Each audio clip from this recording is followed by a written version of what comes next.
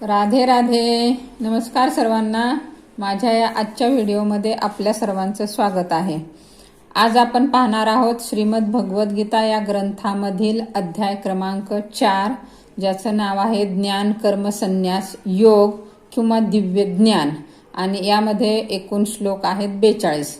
तर सुरुवात करूयात आपण.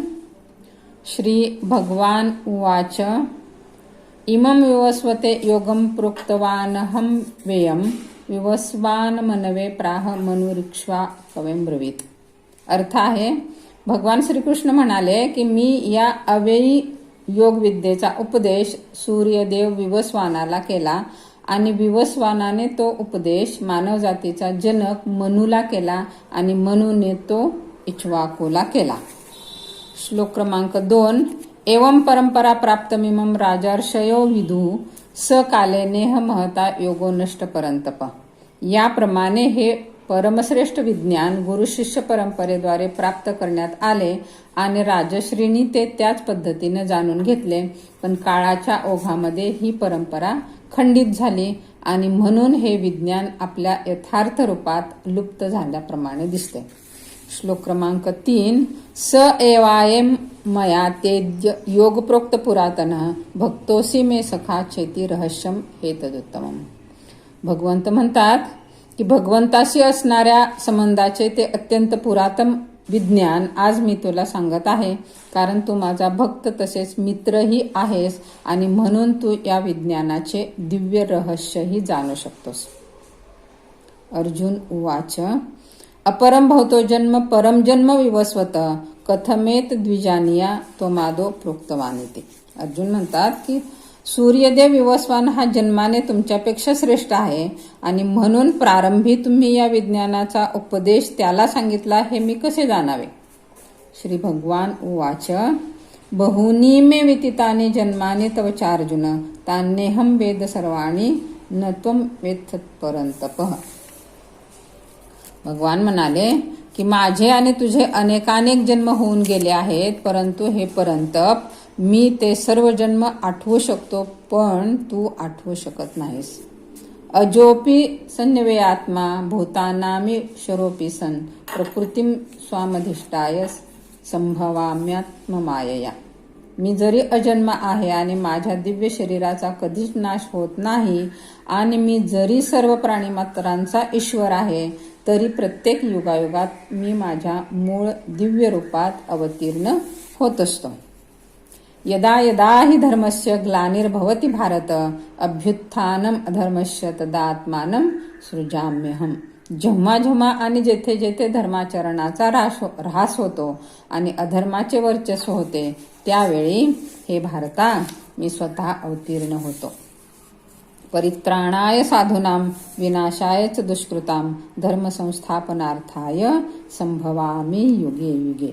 भक्तांचा उद्धार करण्याकरता आणि दुष्टांचा विनाश करण्याकरता तसेच धर्माची पुनर्स्थापना करण्याकरता मी स्वतः युगायुगात प्रकट होतो.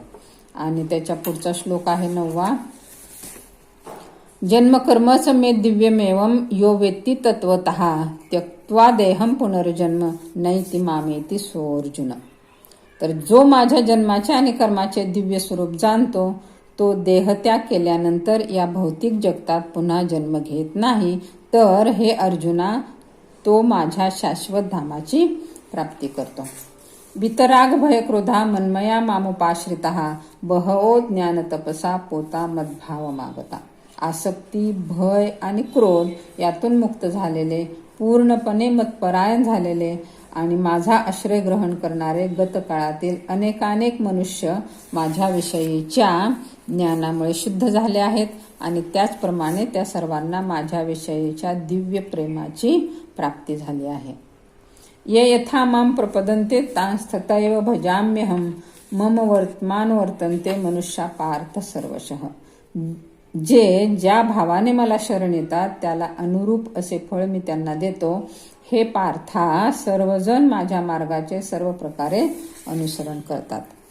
कांक्षंत कर्मणाम सिद्धिम यजंत इह देवता क्षिप्रम ही मानुषे लोके सिद्धिर्भवती कर्मजा. मनुष्य या जगात सकाम कर्मामध्ये सिद्धीची इच्छा करतात आणि म्हणून ते देवतांची आराधना करतात. अर्थात मनुष्यांना या जगात सकाम कर्मापासून त्वरित फलप्राप्ती होते. चातुर्वर्ण्यं मया सृष्टं गुणकर्म विभागश तस्य कर्तारमपि मां विद्य कर्तारं व्ययम्. भौतिक प्रकृतीचे 3 गुण आणि त्यांना अनुसरून अशा कर्माला अनुसरून मी मानवी समाजाचे 4 विभाग निर्माण केले आहेत. आणि तू जाणले पाहिजे की जरी मी या व्यवस्थेचा कर्ता असलो तरीही मी अव्ययी असल्यामुळे अकर्ताच आहे. न माम कर्माणि लिंपंती न मे कर्मफले स्पृहा इति माम योभिजानाति कर्मभिर्न स बध्यते. कोणत्याही कर्माने मी बद्ध होत नाही, तसेच मला कर्मफलाची आकांक्षाही नाही. जो माझ्याबद्दलचे हे सत्य जाणतो तो सुद्धा कर्मफलांनी बद्ध होत नाही.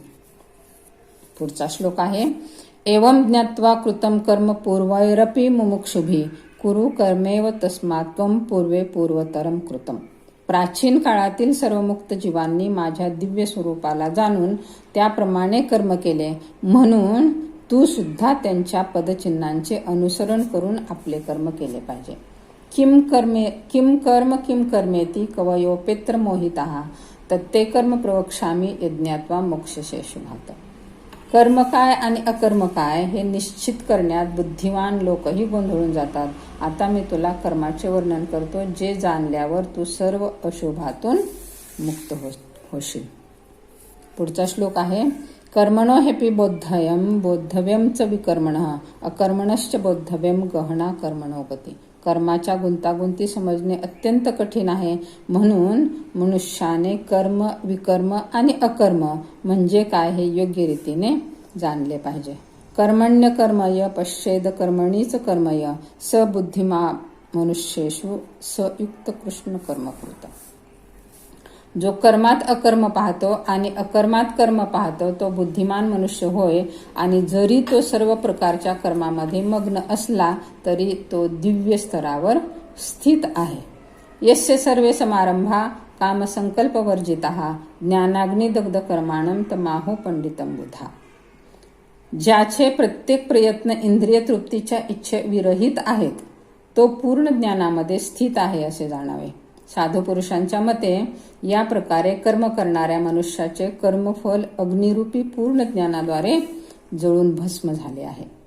त्यक्त्वा कर्मफलासंगम नित्यतृप्तो निराश्रयः कर्मण्यभिः प्रवृत्तोपि नैव किश्चित करोति स. अर्थ आहे, आपल्या कर्मफलावरील सर्व आसक्तीचा त्याग करून नित्य तृप्त आणि स्वतंत्र असणारा जरी सर्व प्रकारच्या कर्मामध्ये मग्न असला तरी तो कोणतेही सकाम कर्म करीत नाही. निराशीर्य चित्तात्मा त्यक्त सर्व परिग्रह शारीरम केवलम कर्म कुर्वन्नाप्नोति किल्वेशम. असा ज्ञानी मनुष्य पूर्णपणे नियंत्रित मन आणि बुद्धीद्वारे कर्म करतो. आपल्याकडे असणाऱ्या सर्व गोष्टीवरील स्वामित्वाचा भावनेचा त्याग करतो आणि जीवनावश्यक असणाऱ्या वस्तूकरताच कर्म करतो. अशा प्रकारे कर्म केल्याने तो पापकर्माने प्रभावित होत नाही. पुढचा श्लोक आहे, यदृच्छा लाभ संतुष्टो द्वंद्वातीतो विमत्सरः समसिद्धावसिद्धो च कृत्वापि न निबध्यते. जो सहजपणे होणाऱ्या लाभाने संतुष्ट असतो, जो द्वंद्वापासून मुक्त आहे आणि मत्सर करीत नाही, तसेच जो यशापयशामध्येही स्थिर असतो, तो जरी सर्व प्रकारची कर्मे करीत असला तरी त्यामुळे कधीच बद्ध होत नाही. गतसंगश मुक्तस्य ज्ञानावस्थित चेतसः यज्ञायाचरतः कर्म समग्रम प्रविलीयते. अर्थ आहे, जो मनुष्य प्राकृतिक गुणापासून अनासक्त आहे आणि पूर्णपणे दिव्य ज्ञानामध्ये स्थित आहे त्याचे कर्म पूर्णपणे दिव्यत्व प्राप्त करते. ब्रह्मार्पणं ब्रह्म हविर्ब्रह्माग्नो ब्रह्मणाहुतं ब्रह्मेव तेन गंतव्यं ब्रह्मकर्म समाधिना. कृष्ण भावनेमध्ये पूर्णपणे तल्लीन झालेल्या मनुष्याला निश्चितच भगवत धामाची प्राप्ती होते, कारण तो आध्यात्मिक क्रियात पूर्णपणे निमग्न झालेला असतो. या आध्यात्मिक क्रियामध्ये हवन सुद्धा आध्यात्मिक स्वरूपाचे आहे आणि हवी सुद्धा आध्यात्मिक स्वरूपाचीच आहे.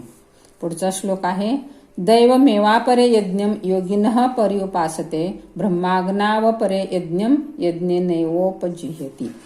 काही योगीजन देवदेवतांना विविध प्रकारचे यज्ञ अर्पण करून त्यांची चांगल्या रीतीने उपासना करतात आणि त्यातील काही जण परब्रह्मस्वरूप अग्नीमध्ये यज्ञ अर्पण करतात. पुढचा श्लोक आहे क्षुत्रादीनिंद्रियान्य संयमाग्निषु जुह्यति शब्दादीन विषयान्य इंद्रियाग्निषु जुह्यति. यापैकी काही जण विशुद्ध श्रवणादी प्रक्रिया आणि इंद्रियाची मानसिक संयमरूपी अग्नीमध्ये आहुती देतात आणि इतर जे आहेत नियमन केलेले गृहस्थाश्रमी ते काय करतात तर इंद्रिय विषयांची इंद्रियाग्नीमध्ये आहुती देतात. पुढचा श्लोक आहे सर्वाणींद्रिय कर्माणि प्राणकर्माणि चापरे आत्मसंयम योगाग्नौ जुह्यति ज्ञानदीपिते. इतर व्यक्ती ज्या मन आणि इंद्रियाच्या संयमाद्वारे आत्मसाक्षात्कार प्राप्तीसाठी इच्छुक असतात त्या इंद्रिये आणि प्राणाच्या सर्व क्रिया आहुती रूपाने नियंत्रित मनरूपी अग्नीमध्ये अर्पण करतात. पुढचा श्लोक आहे द्रव्य यज्ञास्तपोयज्ञ योग यज्ञास्तथा परे स्वाध्याय यज्ञान यज्ञाश्च यतः संशितव्रताः. काही जण काय करतात तर काही जण कठोर व्रत धारण करून, काही जण आपल्याकडे द्रव्याचा यज्ञ करून, काही जण खडतर तपस्या करून, काही जण अष्टांग योग पद्धतीचे आचरण करून किंवा काही दिव्य ज्ञानामध्ये प्रगत होण्यासाठी वेदाध्ययन करून प्रबुद्ध होतात. पुढचा श्लोक आहे अपाने जुहेती प्राणम प्राणे पानम तथा परे प्राणापान गती रुद्रा प्राणायाम परायणाः. अपरे नियताहारा प्राणेश जुह्यति. या व्यतिरिक्त इतरही लोक आहेत जे समाधीस्थ राहण्याकरता प्राणायाम पद्धतीचा अवलंब करतात. ते प्राणवायूची अपानवायूमध्ये आणि अपानवायूची प्राणवायूमध्ये आहुती देतात आणि शेवटी संपूर्ण श्वासोच्छ्वास थांबवून समाधी अवस्थेत राहतात. अन्य लोक आहार नियमन करून प्राणवायूमध्ये यज्ञ म्हणून अर्पण करतात. सर्वेप्येते यज्ञविदो यज्ञक्षपीत कल्मषः यज्ञशिष्टामृतभुजो यान्ति ब्रह्मसनातनः. यज्ञाचे प्रयोजन उत्तम रीतीने जाणणारे हे सर्व यज्ञ करते पाप कर्मातून मुक्त होतात आणि यज्ञाच्या अवशिष्ट रूपी अमृताची चव घेतल्यामुळे ते सनातन ब्रह्मस्तराची प्राप्ती करतात. नायम लोकोस्ते यज्ञस्य कुतोन्य कुरुसत्तम. हे कुरुश्रेष्ठा, यज्ञ केल्याविना मनुष्य या लोकामध्ये किंवा या जीवनामध्ये कधीच सुख प्राप्ती करू शकत नाही, तर पुढील जीवनाबद्दल काय सांगावे. पुढचा श्लोक आहे एवं बहुविधा यज्ञा वितता ब्राह्मणो मुखे कर्मजान विद्धी तान सर्वान्नेवं ज्ञात्वा विमोक्षसे. हे सर्व विविध प्रकारचे यज्ञ वेदसम्मत आहेत आणि ते सर्व विविध प्रकारच्या कर्मापासून उत्पन्न झाले आहेत. याप्रमाणे त्यांना जाणल्यावर तू मुक्त होशील. पुढचा श्लोक आहे श्रेयान द्रव्यमया ज्ञानयज्ञ परंतप सर्व कर्माखिलम पार्थज्ञाने परिसमाप्यते. हे परंतप, केवळ द्रव्य यज्ञापेक्षा ज्ञानयज्ञ श्रेष्ठ आहे. अंततः हे पार्था, सर्व कर्मयज्ञांचे पर्यवसान दिव्य ज्ञानामध्ये होते. तद्विद्धी प्रणिपातेन परिप्रश्नेन सेवया उपदेक्षन्ति ते ज्ञानम ज्ञानेनस्तत्वदर्शिनः. आध्यात्मिक गुरुकडे जाऊन तत्व जाणण्याचा प्रयत्न कर, नम्रपणे त्यांना प्रश्न विचार आणि त्यांची सेवा कर. आत्मसाक्षात्कारी व्यक्ती तुला ज्ञान प्रदान करू शकतात, कारण त्यांनी तत्व जाणलेले असते. पुढचा श्लोक आहे यज्ञात्वा न पुनर्मोहमेवं यास्यसि पांडव येन भूतान्य शेषांनी द्रक्षसा मन्यथोमयी. आत्मसाक्षात्कारी जीवाकडून वास्तविक ज्ञानाची प्राप्ती झाल्यावर तू पुन्हा मोहित होणार नाहीस, कारण या ज्ञानाद्वारे तू पाहशील की सर्व प्राणी मात्र हे परमात्म्याचे अंश आहेत, अर्थात ते माझेच आहेत. अपि चेदसि पापेभ्य सर्वेभ्य पापकृतं सर्वं ज्ञानप्लवेनैव वृजनं संतर्ष्यसि.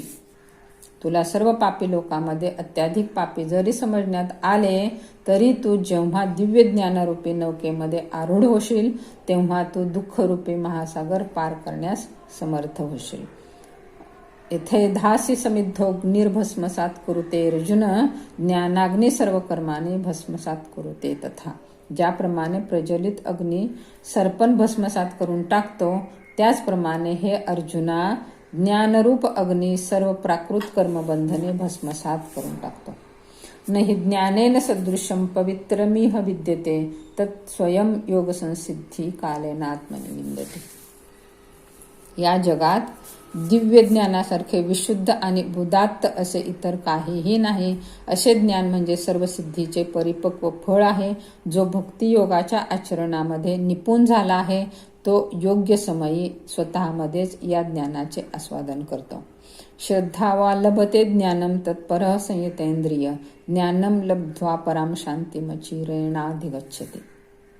जो श्रद्धावान मनुष्य दिव्य ज्ञानाची प्राप्ती करण्यासाठी समर्पित आहे आणि ज्याने आपली इंद्रिय संयमित केली आहेत तो असे ज्ञान प्राप्त करण्यास प्राप्त आहे आणि असे ज्ञान प्राप्त झाल्यावर त्याला परम आध्यात्मिक शांती लवकरच प्राप्त होते. अज्ञश्चा श्रद्धानश्च संशयात्मा विनश्यति नायम लोकोस्ति न परो न सुखम संशयात्मनः. परंतु प्रामाणित शास्त्राबद्दल संशयी असणाऱ्या अज्ञानी आणि श्रद्धाहीन मनुष्यांना भगवत भावनेची प्राप्ती होत नाही तर त्यांचे पतन होते. संशयी आत्म्याला या लोकामध्ये किंवा परलोकातही सुखाची प्राप्ती होऊ शकत नाही. योग संन्यस्त कर्माणम ज्ञान सच्चिन्न संशयम आत्मवंतम न कर्माणी निबंधन्ते धनंजय. आपल्या कर्मफलाचा त्याग करून जो भक्ती योग युक्त कर्म करतो आणि दिव्य ज्ञानाद्वारे ज्याचे संशय नष्ट झाले आहेत तोच वास्तविकपणे आत्मस्थित आहे. याप्रमाणे हे धनंजया तो कर्मबंधनांनी बद्ध होत नाही. तस्माद ज्ञान संभूतम रुस्तम ज्ञानात्मनः चित्तेनम संशयम योगमातिष्ठ भारत. म्हणून अज्ञानामुळे तुझ्या हृदयात जे संशय उत्पन्न झाले आहेत ते ज्ञानरूपी शास्त्राने छाटून टाकले पाहिजेत. हे भारता योगयुक्त होऊन उठ आणि युद्ध कर. अशा प्रकारे श्रीमद भगवद्गीता या ग्रंथामधील अध्याय क्रमांक 4 ज्ञान कर्म संन्यास योग इथं संपलेला आहे. आणि हा अध्याय किंवा हा व्हिडिओ जर माझा तुम्हाला आवडला असेल तर सर्वांनी माझ्या चॅनेलला सबस्क्राईब करा, व्हिडिओला लाईक करा, शेअर करा, कमेंट करा आणि भेटूयात अशाच पुढील अध्यायाच्या व्हिडिओमध्ये. तोपर्यंत राधे राधे.